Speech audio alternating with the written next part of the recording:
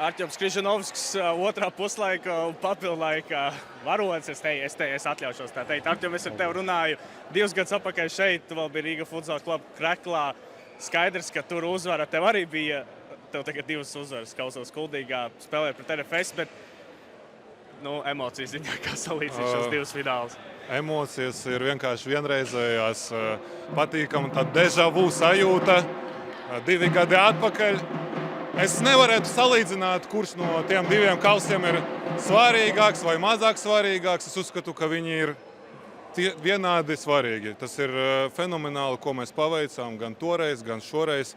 Esmu laimīgs, gan 2 gadus atpakaļ biju šeit laimīgs. Tagad pēc 2 gadiem arī varu droši pateikt, ka esmu šeit laimīgs. Super prieks dzirdēt. Skatoties uz virslīgu, tas otrā sezonas puse mums tāda bēdīgāka, bet tomēr pie kausa tiekam. Kā tu domā, kas bija tas noteicošais faktors, lai uzvarētu šādā spēlē? Kaus ir nedaudz cits.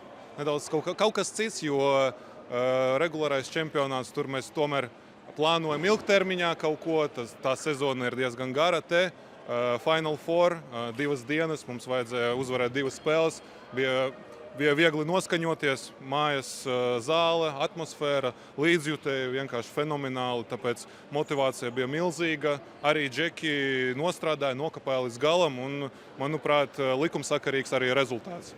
Kam tu gribētu teikt tādu lielāko paldies, līdzjutējiem, lai šis viss piepildītos? Līdzjutējiem, pirmkārt līdzjutējiem, jo vienkārši ļoti patīkami spēlēt tādā atmosfērā. Es to katru reizi tev stāstu, bet man tas neapniks. Es to gatavs atkārtot, kad šodien, ja nemaldos, 700 plus cilvēki, jā, tas ir vienkārši kaut kas nereāls, tādi milzīgi svētki, un arī spēlētāji to sajūt.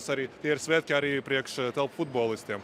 Un to mēs redzam arī laukumā, tā pašatdeve, kad tu redzi, ka uz tevīm skatās cilvēki, un tu cīnies katru momentu līdz galam. Tā kā paldies līdzjutējiem!